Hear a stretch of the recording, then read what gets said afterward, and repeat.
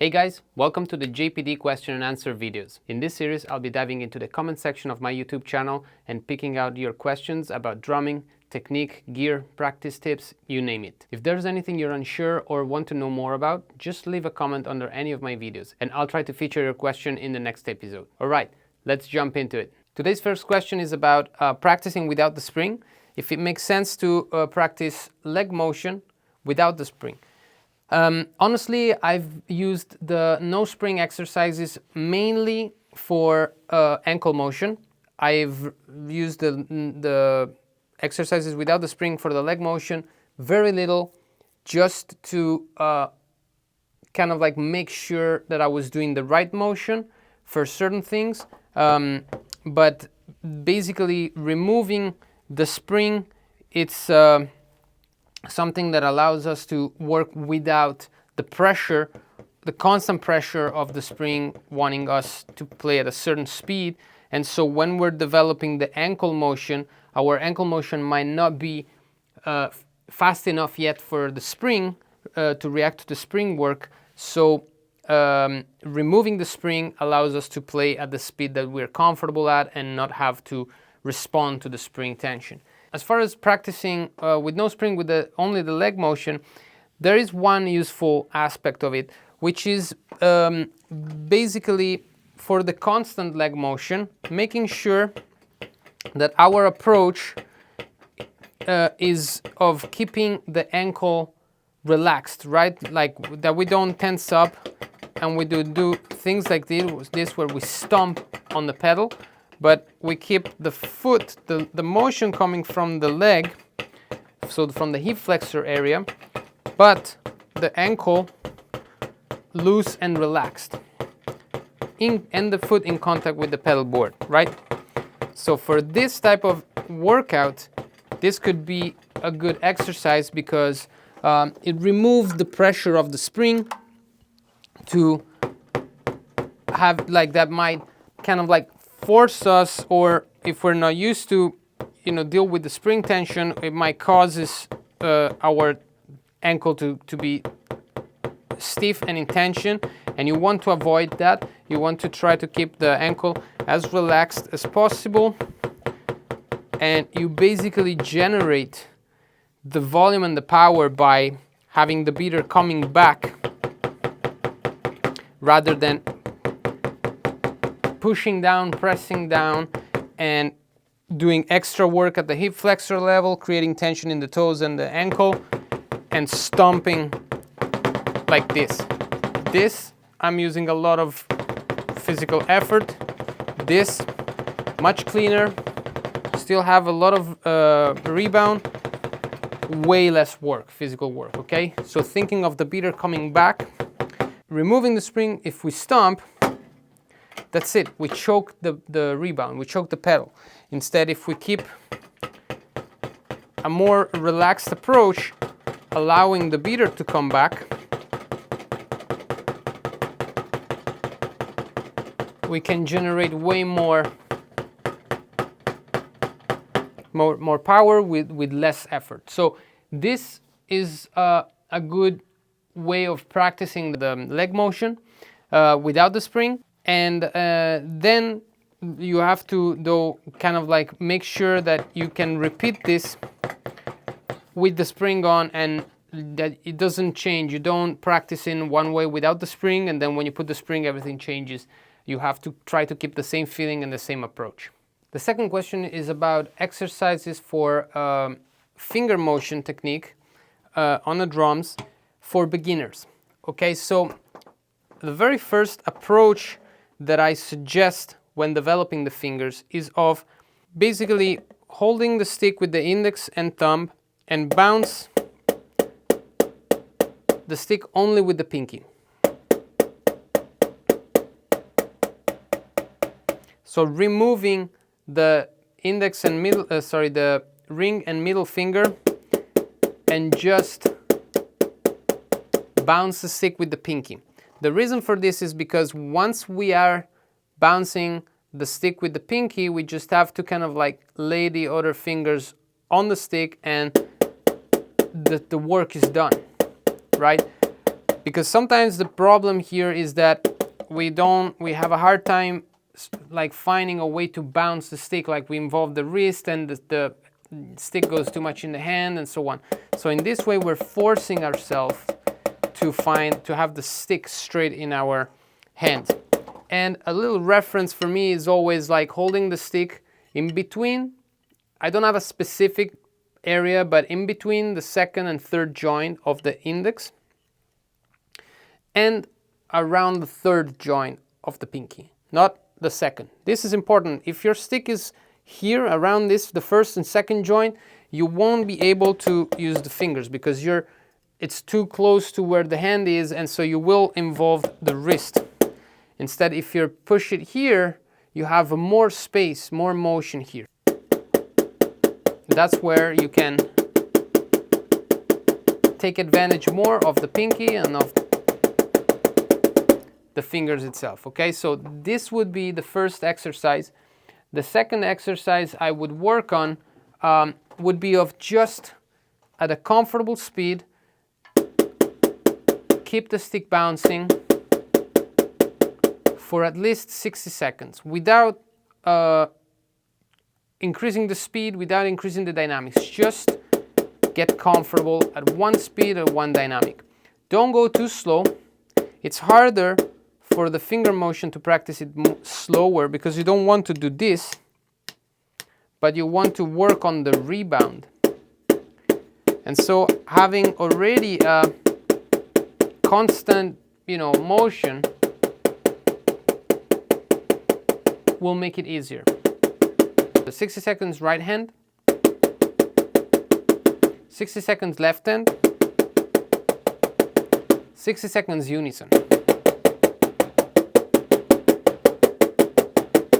Okay, do these two exercises and allow the hand to the first one is a grip exercise, the one with the pinky, where you're forcing yourself to find a comfortable position to keep the stick straight in your hand. Second is basically you're allowing the body to get used to and comfortable with just bouncing the stick with the fingers. Once you have that, you can think of speeding it up, you can think of endurance, you can think of applying this and taking it to another level. But until you don't have 60 seconds comfortably at least one speed and one dynamic, everything else will be just most likely a waste of time. This other question is about pedals. If I've ever used pedals, different pedals from Iron Cobra or Dynasinks. I have tried different pedals, many different pedals, especially when my students bring their own pedals. I've tried, I think, if not all the pedals, many of them, a lot of pedals with a lot of different settings, interesting settings. And I must say that my theory on the pedals is this. If you have good technique, you can work with most of the gear out there. And sometimes it's more important how you set up the pedal than the pedals themselves, because there are ways that you can set up the pedals that you kind of like can still work with a pedal, right?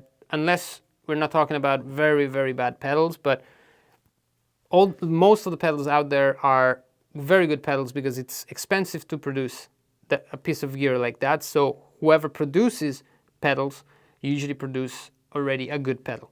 With this said, there is a factor like the differences between pedals, the way they're manufactured.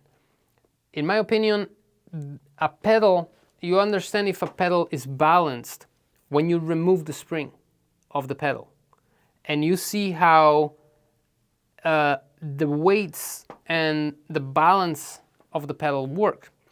So a lot of pedals are very heavy at the bottom. They have big boards, heavy boards, and very light at the top.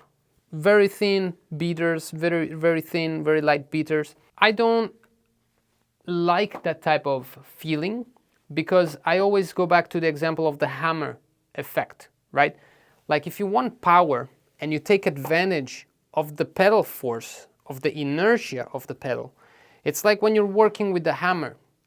You want to do very little effort, and you want the weight to give, you know, the power. Not my physical explosive power, but just through the technique, you feel the weight of the hammer, you know, hitting the nail. So if I think about that, I want the weight of the pedal more on top. Of course, it has to be reasonable, right? I don't want 50 pounds on top, because it still has to be like fast and agile. So we're talking about more than the weight themselves, is about the design of the pedal, how the pedal is balanced, right? So that is one aspect of it, is how the weights of the pedal are designed. So a very heavy bottom pedal and very light beaters, I don't like it. The pedal itself, the bottom, it doesn't really mean a lot, but it comes into play when, you know, you're working without the spring. You will feel this heavy bottom that it's dragging you down, and the beater on top that has very little resistance to all the weight at the bottom, and so it has a hard time working. I don't know if this makes sense, because you would have to have the experience of removing the spring to all of these pedals and feel the difference. I did that, and I did that many times because of all my students and all the lessons that I've done and I've given. It's a different feeling. You can feel like that's where you really feel the difference between a Charger Copito and a Tama, or you know, pedals that are designed differently. The second thing that makes a big difference in a pedal is the camma. Is how the pedal action is designed, right? If the pedal action is a very rounded action, like the rolling glide of the Iron Cobra, for example, that's a very wide action of the beater, which means you like all the rotation of the pedal happens, and then the beater hits, while other pedals like Axis or other pedals have a more straightforward action, right? So you have this action that it's not rounded like that, but it's more straightforward, where my feeling on those pedals is that you lack power. No matter how much you give, it's always it's like it's missing that extra snap, because they don't have it. It goes down straight forward. So that's another difference in the pedals. I like halfway there. That's why I like the Power Glide of Iron Cobras, because they have the rotation, but it's not too exaggerated, so I don't have to work too much with the motion, but it's still there, and then it's fast. It's a fast and light and agile pedal, and the beaters also have a good weight. And because the base, the boards are not so heavy, the beater have a little bit more of resistance, and they can work a little bit more. And also the spring doesn't have all this weight to deal with. And this factor of like the action of the pedal also determines if a pedal is designed to lean towards the front or lean towards the back. So if you have a very rounded action, usually the pedal, as it hits without the spring, as it hits the pad or the surface, it leans to go it tends to go back, because the action is like immediately going back. While other pedals with a more limited action, they're designed to stay more in the front, right? So as the beater touches the surface, it tends to bounce back and stay in the front. Because those pedals usually are designed to be light, so that when you use your physical power, you don't feel the weight of the pedal. And that's the point. But because I take advantage of the pedal inertia, of what the beater is doing, I want the beater to do the work, so I want the beater to have action, and I take advantage of the action. So going back, again, I go back to the hammer effect. Once you hit the nail, you feel this going back, but then there's a spring that pushes it back down, and I have to just kind of like be there to maintain this alive. So it's the weight of the beater and is the spring that are doing the work, and I do the rest 20-30%.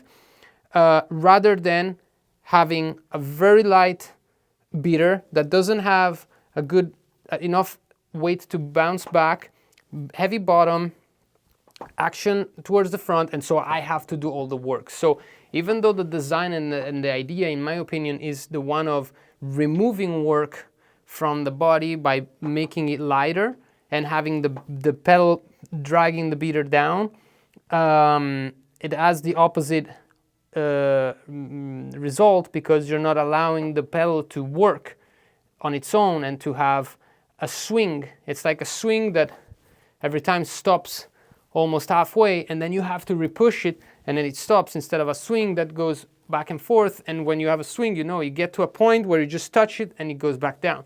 So that's exactly what I try to take advantage of from a pedal. And so if I have this swinging that it's blocked halfway, or it's just towards one side, just towards the front, every time I have to do a little bit more work. Okay, I don't know if this makes sense. It's more a feeling that if you feel it, it makes more sense. But hopefully this explanation gives the idea of why I then go back to Iron Cobras or Dynasyncs. Those pedals are pedals that are very balanced. There are other pedals that I don't use because even of brands that I love, because I don't feel they are well balanced. And so it's just a feeling. Also, it's a matter of habit. And some people might, they're used to certain feelings and they can do a lot with certain pedals. And because they got used to that, they develop the muscular memories and they develop the motion based off of those pedals. And that's perfectly fine. I just talk about my personal experience and what I look in a pedal and what I feel from pedals. This other question is on heel pain due to hitting the pedals. So no, I have never developed any heel pain, but I've worked with people that had that issue, and their issue was stomping on the pedals, right? Stomping. And honestly, especially for double strokes, because they were stomping on the heel a lot. And doing that, of course, after a while, after hours every day of hitting the ground, hitting a hard surface, you will feel eventually something. Or just leg motion, stomping and hitting the pedal hard. And the solution to that is to keep the ankle relaxed. Right? In both cases, if you're doing heel-toe double strokes, you don't want to, just be leg pressing down. That's a press roll. Basically, it's like doing this on the, of course, lighter, but when we do it with our feet, it's just like stomping. And instead, you want to be a little bit more technical, have a better technique, and so develop the technique will allow the motion to come, like the strokes to come from the motion and not from just stomping and the pressure, okay? Every time we rely only on pressure or mainly on pressure, it's not technically very efficient. It might work, but it might create injuries, it might have little control, it might have little dynamic, it might not be very clean, and so on and so on. It might rely too much on the gear and blah, blah, blah. When we develop a better motion, the motion will help us to have more control, to stay more relaxed, which is like staying relaxed.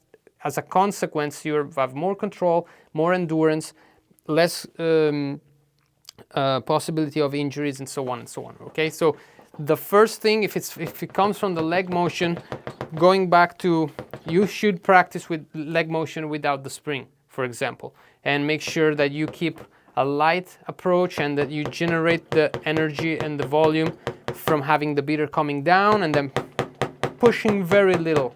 I'm not doing, all my muscles are very relaxed, right? You don't want this where I'm doing way more work. Then if you want to add a little bit of weight, a little bit of pressure, it's okay, you can do it, but adding 10-20% of pressure when you already have a good volume and dynamic gives you even more power, but very little activation. So you don't sacrifice the volume, you're not too light, you're still using a good amount of volume and a good dynamic, but you're limiting the amount of work that you're doing. Instead of pressing down and having all this tension, you have you start from an efficient approach, ergonomic approach, and then from there you add pressure. You don't rely on the pressure, okay? And same thing for heel toe. Just make sure you don't generate the motion from stomping, but you generate it from the motion, right? Have the motion. So if you feel tension in your toes, if you feel tension in your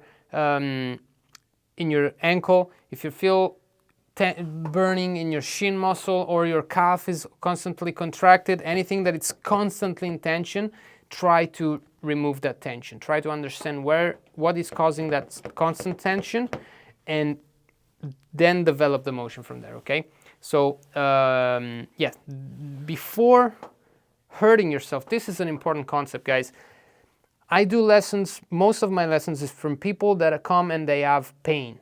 They say, hey, this is hurting, I don't know how to fix it, I don't know if it's injury or whatever. Before getting to the point of hurting yourself, or of feeling pain, the body is already telling you, is already giving you signs. It's a tension. If you feel constant tension, that's already the body telling you, we are not releasing this tension, we are not allowing you to do this motion comfortably and freely.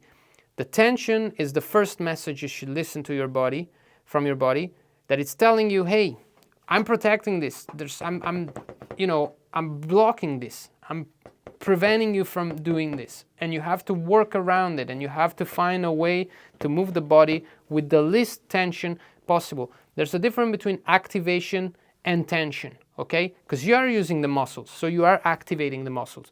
But I'm not moving through tension. I'm not tensing up and then moving my body. That is a sign that the body is telling you, stop. So already at that level, you should listen to your body, and at that point, you should ask for help, for understand how to relieve the pressure, the tension. If you work through the tension, you will eventually hurt yourself, and then you have pain, and then at that point is inevitable. Then you have to do something because it's hurting, so it stops you.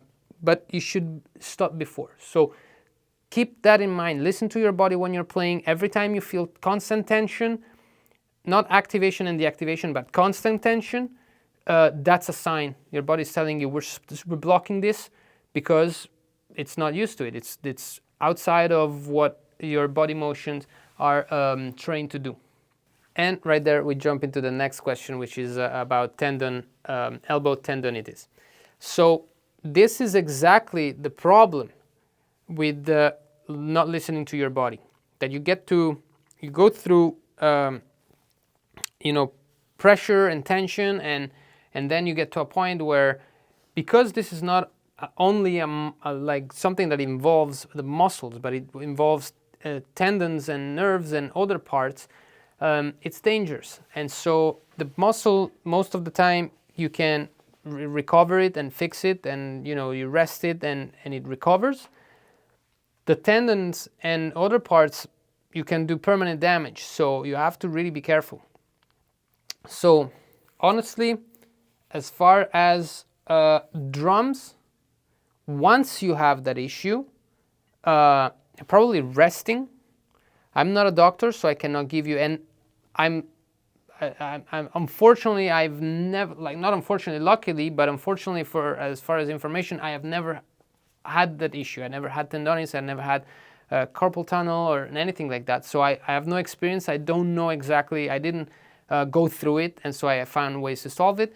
I did work with many people that have that issue, and the doctors that they were working with were telling them stretching, stretching.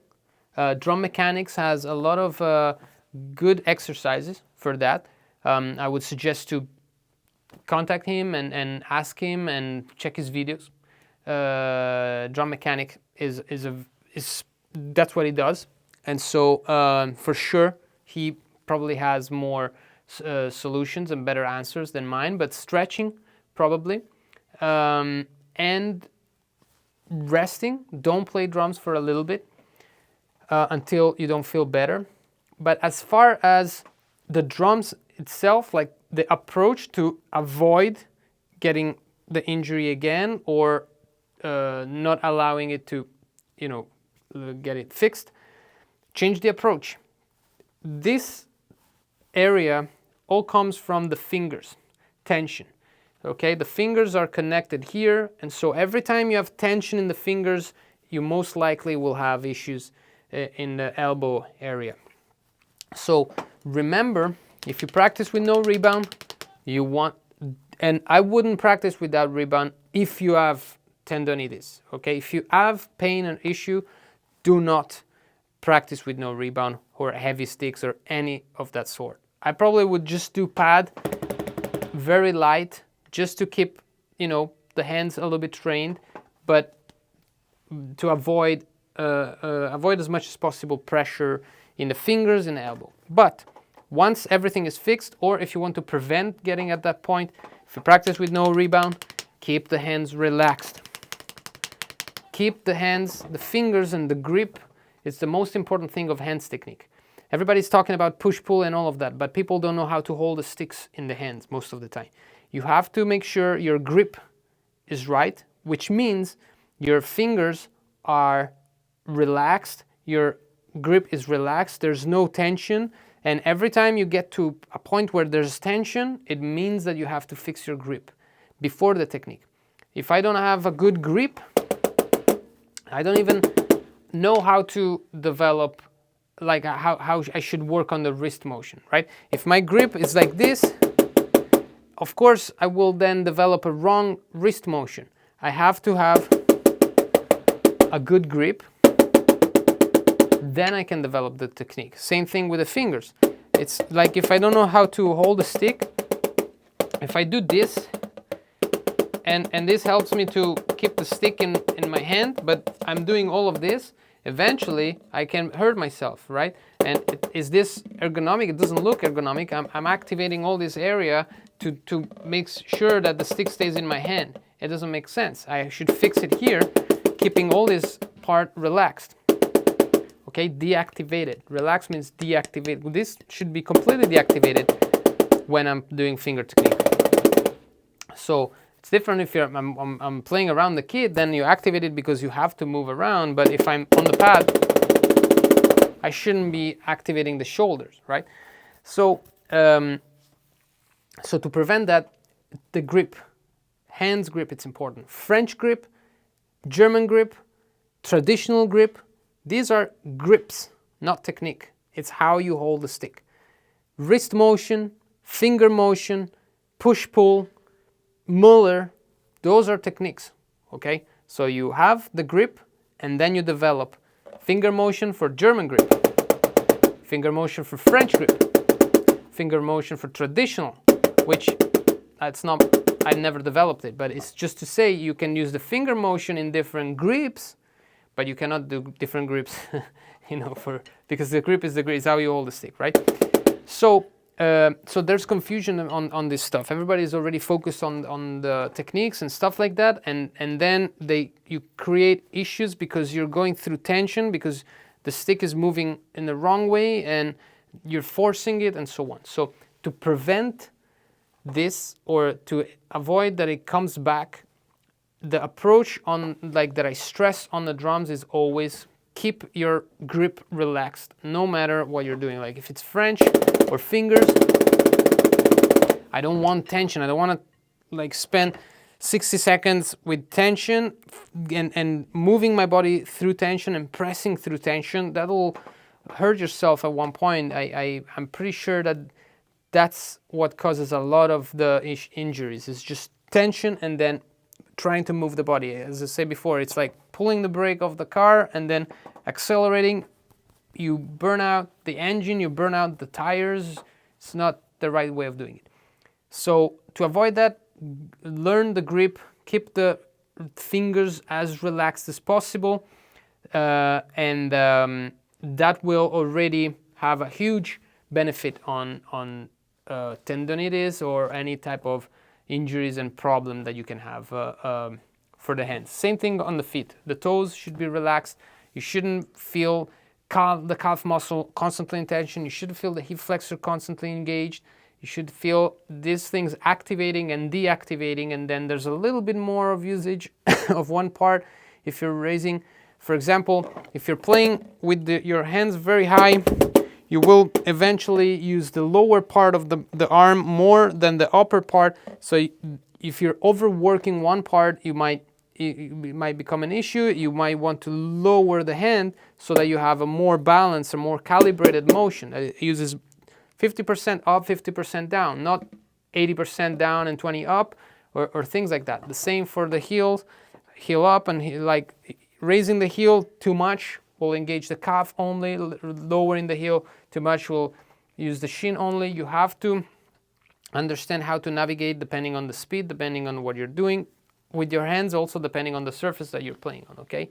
So there's a lot of moving parts, but conceptually it's not complicated. It's just calibrate the motion the right way and keep your fingers as relaxed as possible. Develop the grip, then develop the technique. The next two questions are on the gear that I use. The snare that I used at Summer Breeze was a Star Classic Performer snare, 14 by 5.5, and I had a Remo controlled sound head, and I tune it pretty tight. I have a pretty tight tuning on the snare. So, but that was the snare that I used. And the drumsticks that I use, the heavy drumsticks that I use on pads to practice with the rebound, not to do heavy weights with my wrist or fingers. I don't use this type of sticks, which are very heavy aluminum sticks. I don't use them as gym weightlifting, but I use them to actually take advantage of the rebound and make sure I take advantage of the rebound. So to feel the weight of the stick the least possible, because it's the rebound that is pulling the stick up, not my arm or my fingers. The sticks are the Vibe Drums Sergio Bellotti 5T. Okay, it's an Italian brand. I found these in a store, also in the United States, 247 Drums, I think it's the name of the store. And these are very nice because they're well balanced. A lot of these sticks are not balanced. All the weight is in the back or in the front, and it's okay, but it's a weird feeling. These are closer to just regular sticks, but heavier, so the balance is a little bit more stable, and it's a little more realistic, closer to a regular wood stick. So these are the ones that I use. Awesome, guys. Those were the questions for today. If you want to dive deeper into any of these topics or a more personalized experience, feel free to visit my website, jamespaynedrums.com. You will find tons of in-depth content, drills, workouts, and exercises covering everything we talked about and more. On jamespaynedrums.com, I also do weekly live streaming sessions where you can ask me questions live and we can work together to personalize your progress on drums. Use the code JPDYTB to get a special discount when you sign up. Thanks for watching, and I'll see you in the next video.